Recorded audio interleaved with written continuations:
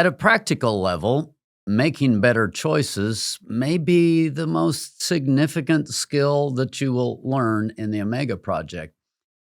And to start that, we actually go back to previous videos where we understand that, okay, I'm not necessarily the smart one to make choices because I'm not always reliable.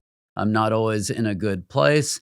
So part of where we start with this video is just learning to consult other people, listen to other people, and start with the two questions that we've asked over and over again, which is it safe? Is it smart? And then we'll add a third question in right here at the top of this video, which is my opinion reliable? Because there are times when my opinion is not reliable, and we'll explore some of those ideas of what makes your opinion not reliable. When do you think you're right? When do you jump into that place where you're just sure you're making the right decision when you're making that same wrong kind of decision one more time? So let's get started. James, it's good to have you with us today, and Heather, of course, to have you alongside, where we talk about and start off. Do either of you have a story of is it safe, is it smart when you came into the program and being confronted with those kinds of ideas? It's, what was your experience coming in? Well, pleasure to be here. Thanks for having me. I know, like, my one thing obedience was don't take things personally. So I continually had to say, not maybe the safe part, but is it smart? Is it smart to open my mouth right now? Is this going to bring any kind of fruit? And it's definitely something I'm still practicing. I'm still getting a handle on. But yeah, that was my biggest thing. Is it smart? Is it smart to say this? Yeah, I'm thinking about I'd been here maybe 5 weeks, I think. And I got to do a little temporary job for a local temporary agency. It was just setting up a new shoe store that was opening in town. And while we were doing it, it was pre-opening, and the man who had already been hired to be the store manager was working alongside us. And he noticed that I was doing a great job, and he commented on it. Well, then he decides he should offer me a job. And he offered me his assistant manager position.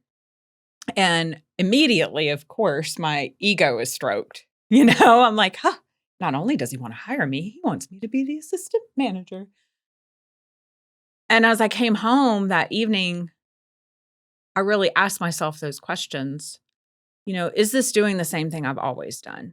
I'm new in the program. I've only been here 5 weeks. I'm still learning my way around. I know in taking a management position, I'm going to be required more hours, probably going to be more stress. It's going to take a lot more of my energy and focus. And am I able to do that right now? Is that smart? Is it smart for me to commit to that for them? But is it in line with what I'm trying to do too? So is it smart in that way? It's interesting both of you jumped on the is it smart part. I'm going to back up for a moment to is it safe? And obviously within the context of the program, we think of, is that going to cause me to use? Is that going to be a temptation point? That's the is it safe? Or sometimes people get into abusive relationships, or they're in contact with people in situations that it's just not safe from another context. You both jump to, is it smart? Because within the confines of the program, many times that actually is the greater question. Is it safe? Well, the rules of, okay, follow the accountability for time, accountability for relationships, accountability for money. If you're just doing basic obedience, that kind of tends to take care of the safe piece most of the time. You're consulting other people, you're not getting too far out there. But the smart piece is where the rubber really meets the road, because it's like, this isn't about me using. I'm making a good choice here.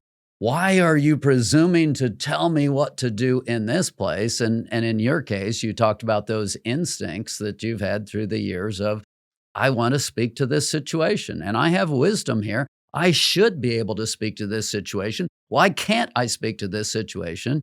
And what you found is that wasn't always smart. No, it's definitely not smart. And I think the reason I don't want to say we glossed over the safe part, I knew I was safe coming here. I knew this is where I need to be because we had met several times. I had been through the program once before, not successfully, but I always felt safe. And I think, and you can correct me if I'm wrong, but Heather and I share that, like, I make my own safety. I am safe wherever I'm at. I know how to do it. And so that was never a question for us. I'm going to make my own safety. If it's not safe, I know how to bug out. I know how to get out of here, and find a safe place. So, but the ultimate truth is the program, once you walk in under the covering, you should feel safe. I mean, it's almost immediate, that safe feeling. So it doesn't really become a question until we talk about taking steps outside of, oh, can I go hang out with this person? Okay. Is that safe?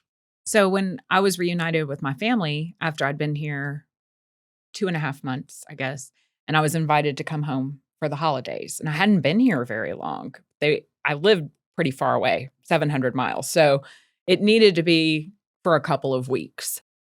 Well, I'd learned from my sister that my father, who has struggled with addiction during his life too, had broken his back earlier in the summer and had been on pain pills. And so immediately I thought, is that safe for me to go there?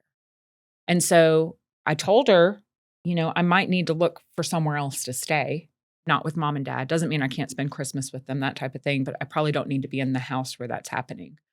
So she heard me, and my sister spoke with my mom, and my mom said, we'll put him in the safe while you're here. So just that level of communication, whereas before I probably would have been like, oh, I can handle it, you know, just starting to make those decisions. Wait, I don't need to be anywhere where that I have access to that. I also, though, made a holiday plan. We have an accountability form whenever you spend the night away. And I was honest and upfront about that with my house leader, my accountability partner, and pastor to say, these are the provisions that have been made while I'm there, and I'm going to check in. And you even sent me some text messages while I was gone, and I had an accountability to check in partner to check in with while I was there, to just an extra, set of checks and balances. Many times it's not a simple question of, is it safe, yes or no? It's, how can we make it safe? And you really jumped off in there, and I'm glad that you did. Because what we find is that if you have an accountability partner, if you check in, it really changes things. A lot of times if you go and just say it's a 3-day weekend and you go and you're gone for that period of time, if all you do is immerse yourself in that old environment, and many times it's an old environment of family or something like that, you'll end up being triggered, and that it'll be too much. But what we have found is that by checking in, usually a couple of times a day, it's almost like it shakes it, it wakes it up, it reconnects you back to the environment here in the program. And something that might not have been safe can be done in a way that becomes safe, which is part of why we have people do the holiday plan or the weekend plan before they go. They've thought through not just, is it safe, but how can it be safe? How can it be smart? That's a game changer in terms of us being able to relax just a little bit and say, we think this can happen, but let's do it this way.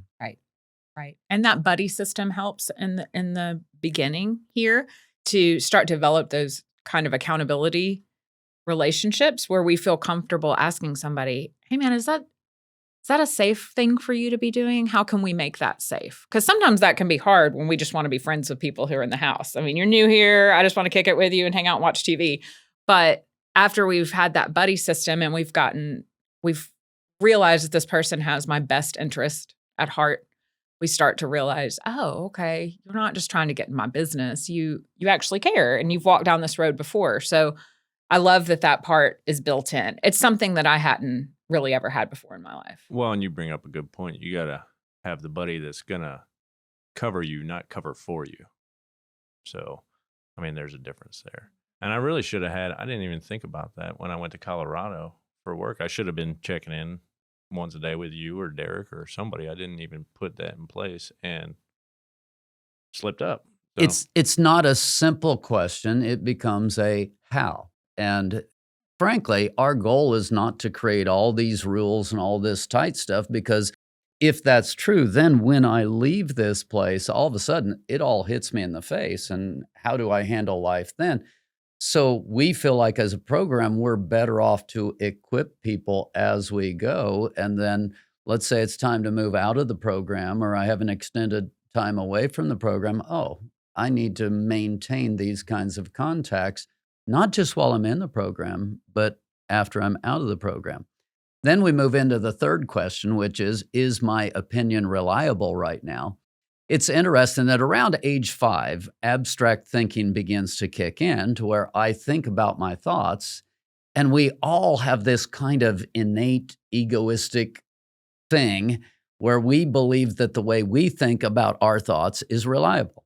So we feel like we're able to step back, take a look at our thoughts, and make good choices. But the reality is, we're not able to. And there are many times when our choices are really bad. And you talked about family.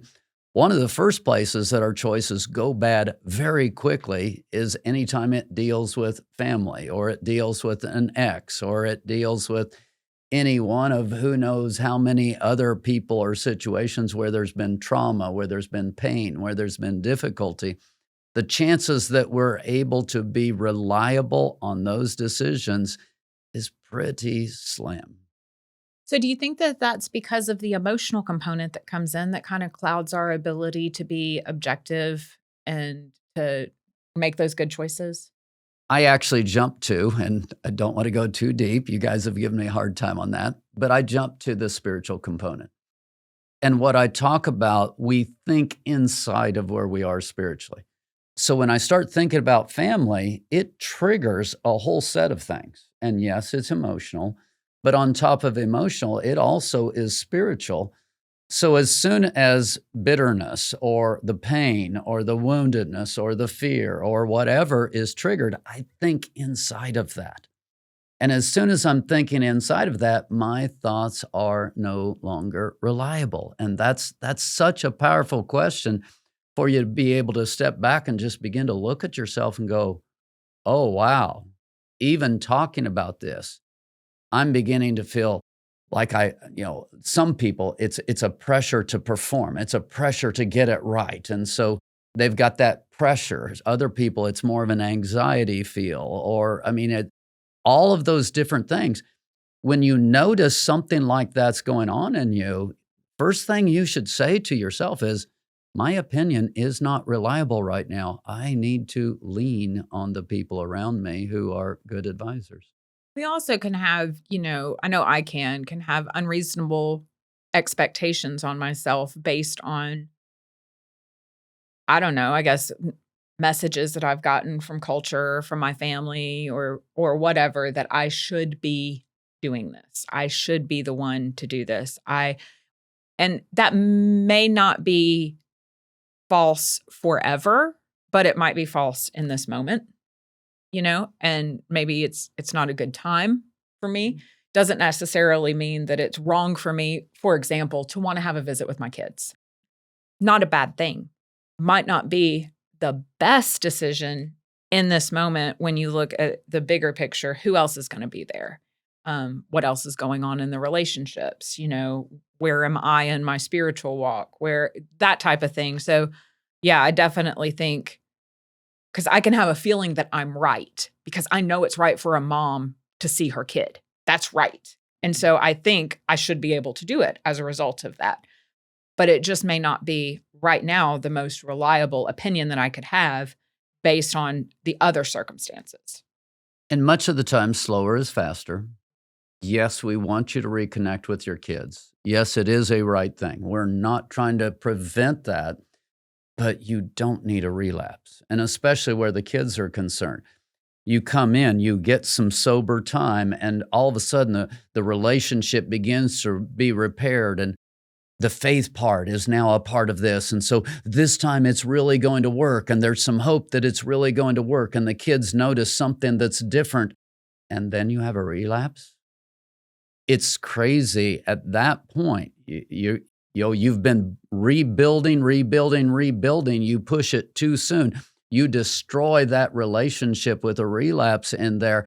And all of a sudden, it all blows up. And instead of speeding up that reconciliation, you actually slow it down. And people don't think big picture. They don't think long term. It's like, I've got to do this. I've got to do this now.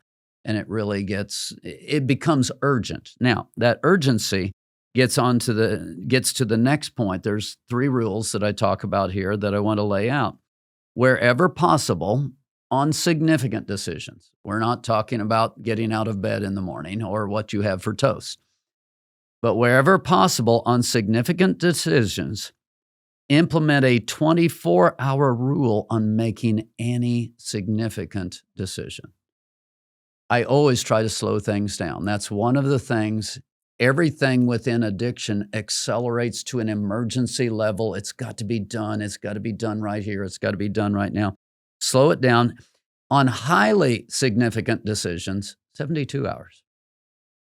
So if you really are looking to do anything at a more significant level, no, not today. Oh, it's really important. Not tomorrow. Probably not even the next day. Let's at least get to the day after. You give yourself the ability to make a good decision if you'll simply observe 24 and 72-hour rule. Number 2, do not make any significant decisions without getting input from at least 2 quality mentors.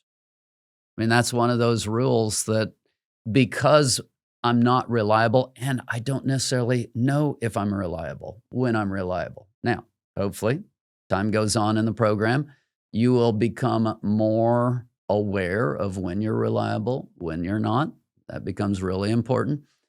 But until I know that, I absolutely need those mentors. And then number 3, do not, N-O-T, capital N, capital O, capital T, do not choose against biblical principles or established wisdom.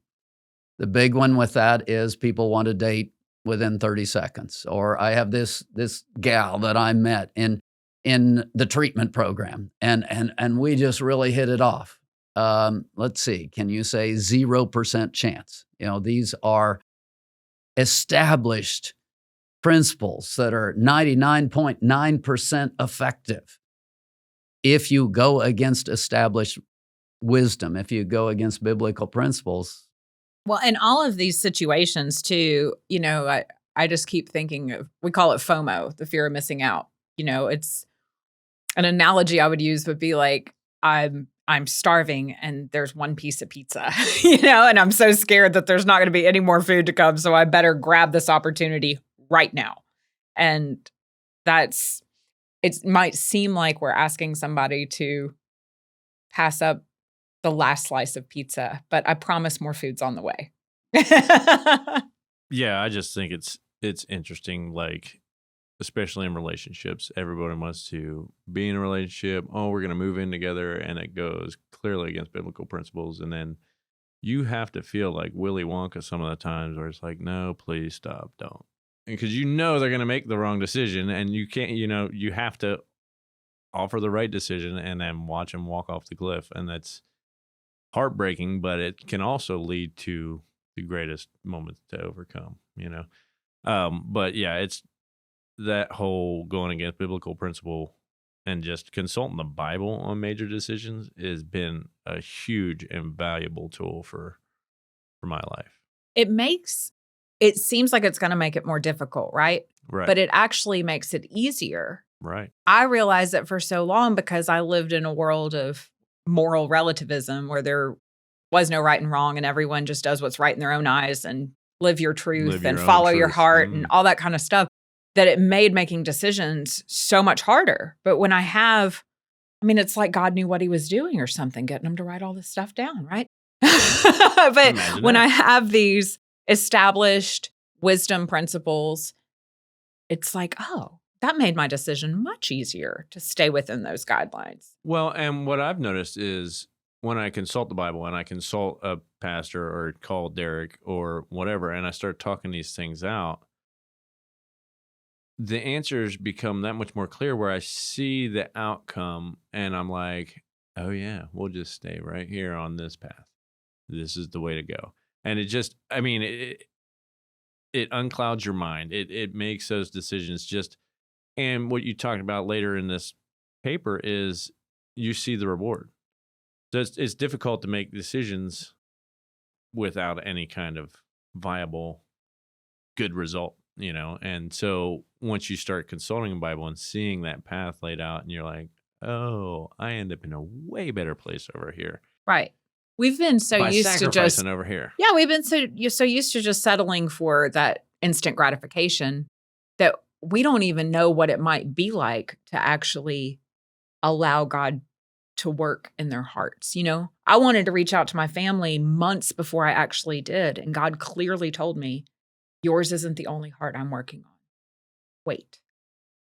Yeah. James, I like what you said too. Just by talking it out, people didn't necessarily even have to give you the answer. They didn't have to dictate the answer. Just by consulting someone, going through that process, asking these questions, I actually kind of worked myself through to the right place.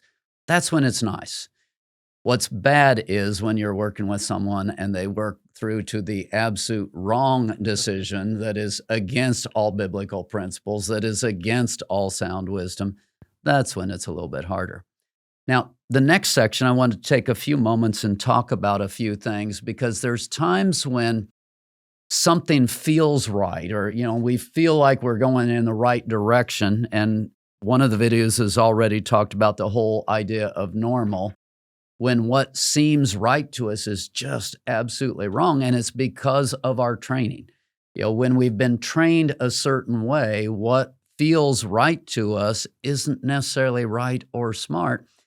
In fact, to make good decisions, many times you're going to have to choose something that you're uncomfortable with, or that it even feels wrong. Any input on that one? And I've heard people for years in 12-step programs, they have a little one-liner for that, and it's first thought wrong. So just remembering whatever it is that's my first thought is wrong. I need to wait a minute. And it doesn't mean you're stupid. It's that my brain has been like a locomotive going in one direction really fast for a very long time. And I need to recognize that if I'm trying to get onto a different train track, that the direction that it's always going in may not be the most reliable for me. So first thought wrong has served me, you know. Also asking myself, when I'm unhealthy or dysfunctional, what would I usually do in this situation? And then do the opposite of that. Besides the normals, where those instincts inside of you are messed up, another one that really makes us not reliable is just simply the fact that as a spiritual being, triggers happen. So you have this trigger that comes along. Well, how am I supposed to know what's going on? And I'm going to use the language sudden movement. Triggers tend to cause me to move from point A to point B very quickly. Anytime you notice, poof, you know, I mean, the emotions are going off, I'm moving from joy to sadness, or even sadness to joy, or whatever. When I have sudden movement going on inside of me, my opinion is not reliable. Asterisk, star, neon light, wake up call. Sudden movement should get our attention to where we're like, slow it down, slow it down. No, absolutely. I mean, I know when I get impassioned and swear words start flying out of my mouth, my thoughts are not reliable. I know I'm in a bad place. I'm responding out of emotion or some kind of trigger, and that's when it's best to step back and take a thought of it. But one of the issues that I deal with is I can work myself into a trigger. I'll do self-talk till I get myself angry. And it's so weird to want to do that to myself. And I've gotten better, obviously. But that was to go back kind of and tie it into your earlier question is when I first started back in the program, what I needed to do was stop thinking for myself. Just ask everybody else, what do you think I should do? What should I do here? And obviously not just And over a period of time, your thoughts became more reliable. So the balance was able to shift. And that's what should happen through the program. But you don't start there. You start there coming out of addiction, you in an unhealthy place of, okay, my thoughts aren't reliable. Let's get more and more input. At some point, you're able to notice some of these things. You're able to notice the old normals. You're able to notice the sudden movements and have an idea of, okay, my thoughts are fairly reliable right now. It's not a huge decision. I can make this decision. My thoughts are fairly reliable. It's a huge decision. I still don't make the decision. I mean, it just, these are the things that come into play in terms of making good decisions. Next point that I talk about is anxiety.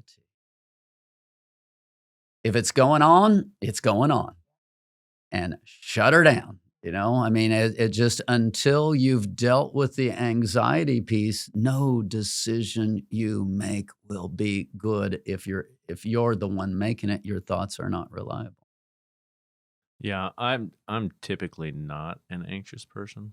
But when I walk through what I did with the girl and the baby and all that stuff, I mean, it was so noisy in my head all the time.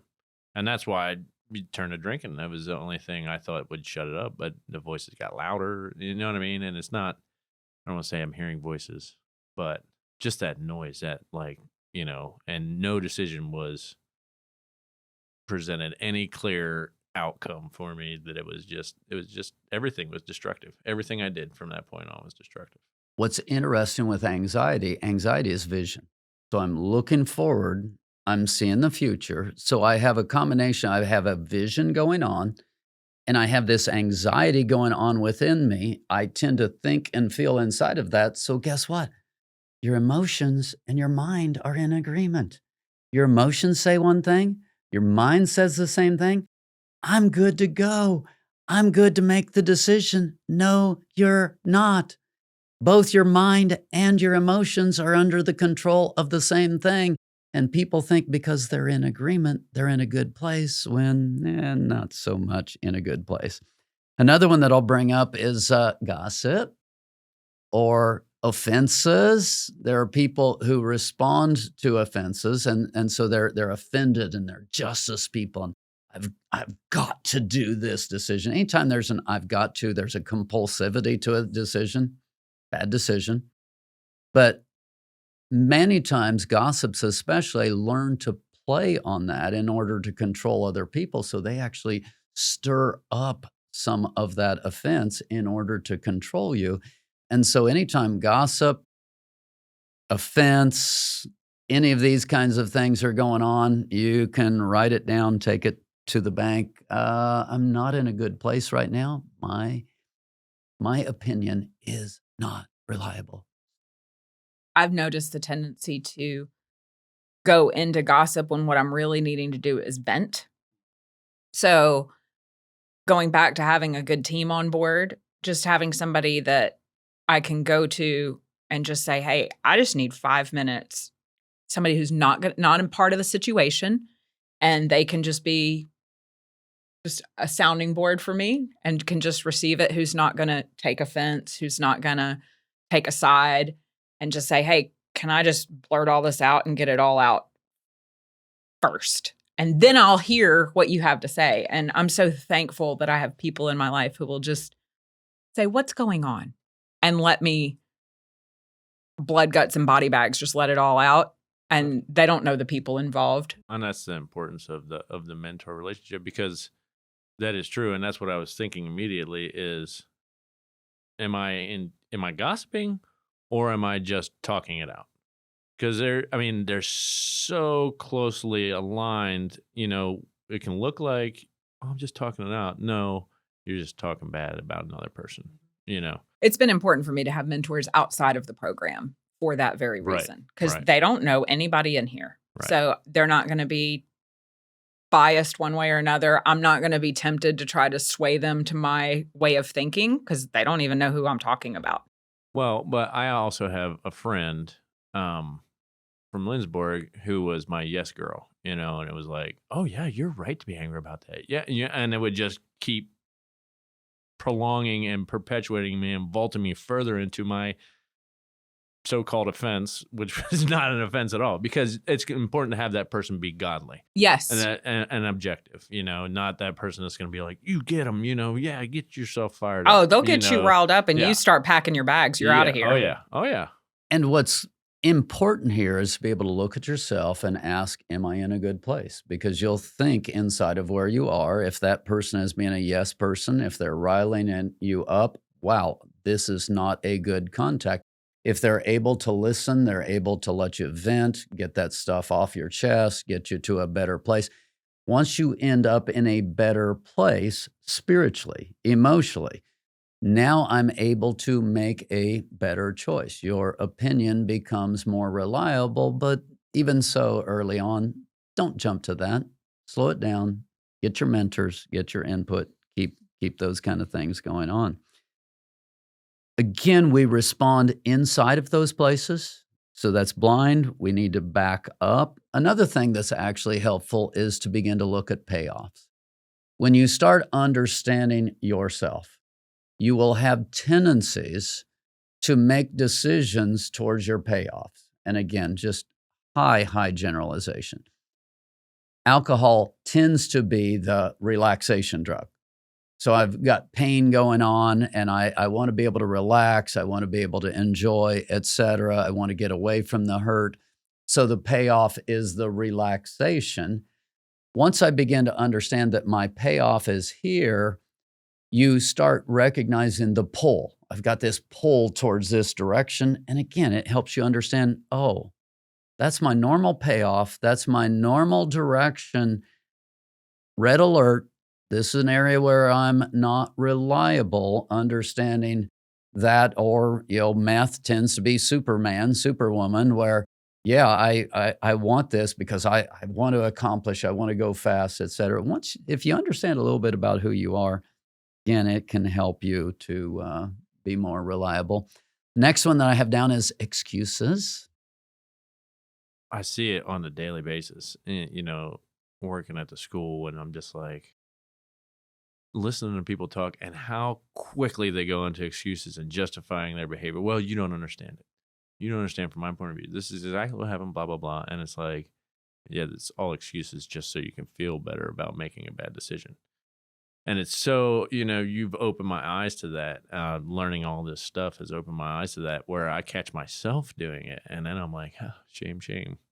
I know my own name. So I got to get out of here and start making good choices. And that's usually when you get a text message or, Derek gets a text message like, hey, you got a minute to talk. And, because once I start making excuses, I already made a bad decision. Excuses, rationalizations. Yeah. Whenever I'm beginning to create reasons, whenever I'm going through there, you can virtually guarantee I'm trying to make me feel better about a decision that I'm getting ready to make that I really already know is wrong, or I wouldn't be going through the excuses. I wouldn't be going through the rationalizations. So red alert again on that one. So if you put everything together, one of the most powerful questions is, where's my spirit right now? And again, for some of you, that's going to be a new thing. So you're like, I don't know what you mean by where's my spirit right now. But where are my thoughts? Where are my emotions? Am I tight? Am I in a compulsive zone? Am I bitter? Am I angry? All of those things is not reliable, not reliable, not reliable, not reliable. And that's one of the most powerful things you can do. If you want to make better decisions, stop, look in the mirror, and repeat to yourself, my emotions just did a sudden change. I'm just on these kinds of swings. My ideas, my opinions are not reliable right now. It's one of the most powerful things you can do towards making a good decision. I also think that whole payoff piece is, and I don't know how you put it, but we get to choose our sacrifice. And if you're going to sacrifice your gain of tomorrow for a momentary pleasure today, that's usually a really bad place to be.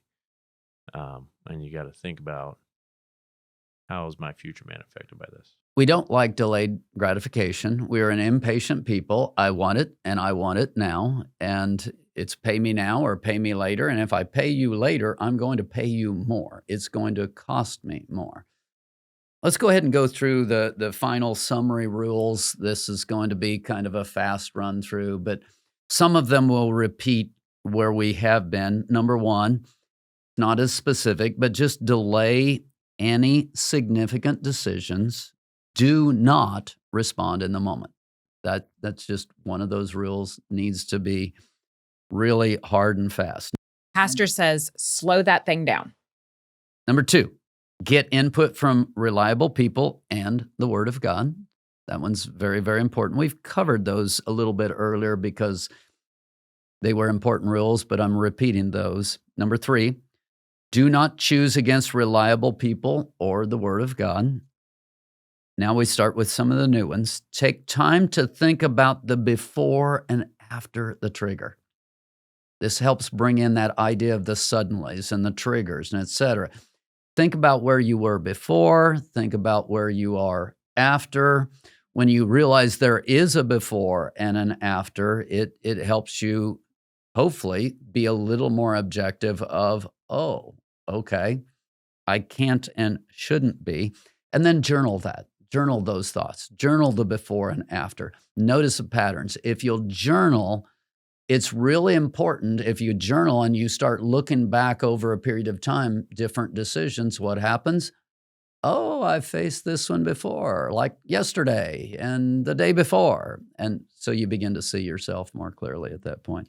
I think also identifying triggers helps you identify your strongholds. If we can do that, we can take care of the real problem and not just treat, the addiction. That's where you get heart change. That's right. Which is what we like to talk about. Number five, ask the question, what is the payoff? We talked about that. Once you start seeing the rewards that are going on and how you chase the rewards, then you start understanding the rationalizations and the excuses. Number six, ask yourself, where is my spirit right now? Hopefully you're beginning to understand that a little better than you did before the video, but you're able to look in the mirror and you're able to say, wow, I'm bitter right now. I'm angry. I've taken an offense. I'm really impatient. I'm, all not reliable, not reliable, not reliable. I'm willing to wait. I'm willing to slow this thing down. I'm willing to think it through. I'm willing to take advice. Reliable, reliable, reliable. I mean, there are things that just make us not reliable, and it's so important for you to realize that. Number seven, if at all possible, refuse to make any decisions until you've spiritually returned back to the place of safe and peace. That one's so powerful. You yourself can become more reliable. That's an important message. You don't have to stay out there now, again, not on the front end, but as time goes on. If I get back to safe, if I get back to peace, more and more of my decisions are safer. I'm still at a point. Major decisions, I want input. I mean, we never outgrow the need for input. Just this morning, I experienced getting triggered during our class. And it wasn't a trigger like, I want to go use. It was all of a sudden, it was hard for me to breathe. And my stomach was kind of in knots. And it's what I now know is anxiety. But for so long, using that locomotive analogy, like when a train's going by, it's going so fast, you can't even make out window to window, what's happening. It's not until we slow that thing down that you can start to see that. But one of the things that's been really key for me is just to start to notice what's going on inside of my body right now. I may not even be aware of my thoughts. When I'm in anxiety, I'm not even thinking anything. It's like static on the TV. And so I can notice in my body, I can't breathe. I feel sick to my stomach. My hands are getting hot, whatever. It's different for everybody. My face is feeling hot, whatever. But I started to notice that happening within me. And I first I went to work, and then I realized I'm not ready to be here. I got to do something else. And so prayed. I went and called my mentor, and she talked me through getting still. She listened to me about what happened. So I went through the whole process of here's a series of events. Okay. Before she would even diagnose, so to speak, what the issue was, her whole goal was just to get me to a place of peace. So, she just told me, breathe. For me, it was important to get down on my knees and pray, which I hadn't thought of. But there's something powerful in just shifting my physical body into a different position from being on high alert and getting into a vulnerable position with God so that I can receive. And she had to walk me through. Don't even think. Don't even think. Don't be like, oh God, I should have done this. And she's like, stop. Don't even receive. Just receive. And I had to stay there she got off the phone with me, but I wound up staying there for a good 45 minutes after the initial thing happened because I had to wait until my body was feeling different. And so I just waited until those knots dissipated in my body and my stomach didn't feel so sick and I didn't have the acid reflux thing going on and I've been good ever since the rest of the day. But just this, I think I need to say that because I've been here over a year now. So, and I'm sober for more than a year now, but it doesn't mean these things won't happen. I've had to be patient and kind and gracious with myself and just knowing that we're not going to get this perfect, but there are practical ways to start to live differently. Slow it down. Get to a better spiritual, emotional location first, then begin to negotiate life. Number 8, again, is a repeat, but ask yourself and key mentors, is it safe? Is it smart? Is my opinion reliable right now? And the last one, which I think one of you actually suggested this, if you've already blown it, don't jump into the fire. Just because you made a bad decision or you started in a bad direction, it's not too late. You don't have to keep going. Slow the train back down again. Avoid the bigger crash. Okay, you have a small crash. You have a small issue. You don't have to destroy everything. The sooner you get that locomotive throttled back down, the sooner that train begins to slow down and the crash isn't going to be as bad, or maybe we don't even have a crash or whatever, but get back to safe as soon as possible. Admit your mistake if you need to. Beg if you need to go to a person, say, I blew it, please. Communication is huge. Walking through things is huge. You can undo so much just by getting back to that and realizing, just because I made one bad decision doesn't mean I need to make 2, 3, 4, 5, or just totally throw my life away for the next 6 months. And incredibly powerful stuff. Thank you for your input. It's been good. And if you will follow these rules, just simple rules, slow it down, get to a better place, you will see better outcomes. You will see your life at a practical level move in good directions. I want you to think about them, but don't just think about them, do them. Follow the steps, slow it down, get to better decisions, change your life.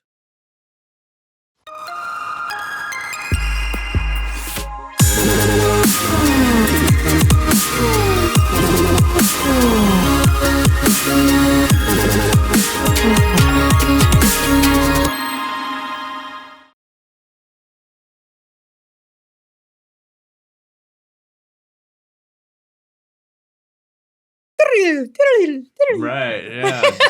Star wipe. Star wipe.